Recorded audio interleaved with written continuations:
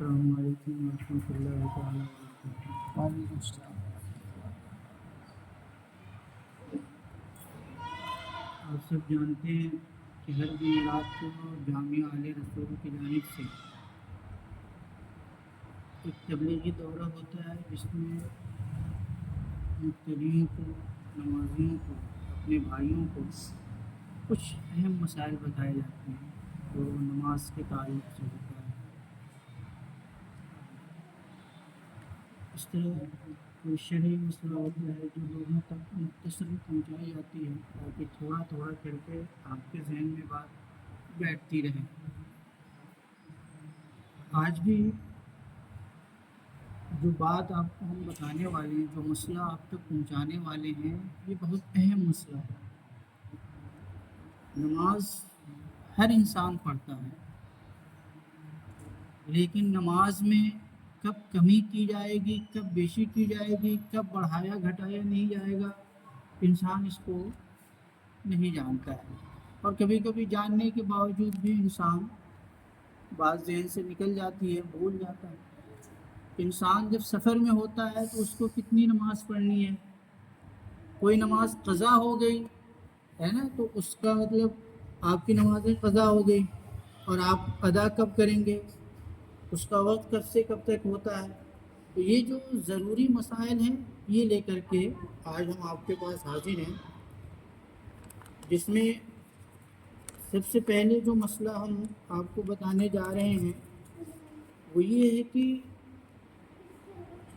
نماز قضا ہو جائے تو اس کو کس طرح ادا کریں گے۔ اور کوئی ایسا انسان ہے جو مریض ہے، بیمار ہے، نماز نہیں پڑھ سکتا ہے، اور وہ اسی حالت میں مر گیا، تو اس کے لیے کیا حکم ہے؟ اس کے بچے اپنے باپ کے لیے کیا کریں گے؟ تو یہ جو مسئلہ ہے اس کو بہت غور سے سنیے اور اپنے ذہن میں بیٹھانے کی کوشش کیجیے۔ بلا عذر شرعی نماز قضا کر دینا بہت بڑا گناہ ہے۔ عذر شرعی کیا ہے؟ آپ اس لائق نہیں ہیں کہ آپ نماز پڑھ سکتے ہیں، جیسے آپ بہت زیادہ بیمار ہو گئے، بہت زیادہ کمزور ہو گئے، ہے نا، آپ کہیں ایسے جگہوں پہ پھنس گئے ہیں جہاں پہ چاروں طرف سے دشمن ہیں اور آپ نکل نہیں سکتے ہیں، تو آپ کیسے نماز پڑھیں؟ تو بلا عذر شرعی آپ نماز جان بوجھ کر کے اگر چھوڑتے ہیں تو یہ چھوڑنا بہت بڑا گناہ ہے، بہت بڑا گناہ ہے۔ جیسے اللہ کے نبی نے فرمایا من ترک الصلاۃ متعمدا من کفر، جو شخص جان بوجھ کر کے نماز کو ترک کرتا ہے، چھوڑتا ہے، گویا اس نے کفر کیا ہے نا۔ تو آپ سوچئے نماز کو جان بوجھ کر کے چھوڑ دینا کتنا بڑا گناہ ہے۔ تو ہمیں نماز کو جان بوجھ کر کے نہیں چھوڑنا ہے جب تک کوئی عذر شرعی نہ آ جائے۔ اس پر فرض ہے کہ اس کی قضا کرے، سچے دل سے توبہ کرے۔ قضا کرنے کے بعد جو نماز چھوٹ گئی ہے اس کو پڑھے، اور پڑھنے کے بعد توبہ بھی کرے اللہ سے کہ اب آئندہ جو ہے میں جان بوجھ کر کے نماز کو ترک نہیں کروں گا، جان بوجھ کر کے نماز کو چھوڑوں گا نہیں، اے اللہ مجھے اس کی توفیق دے تو۔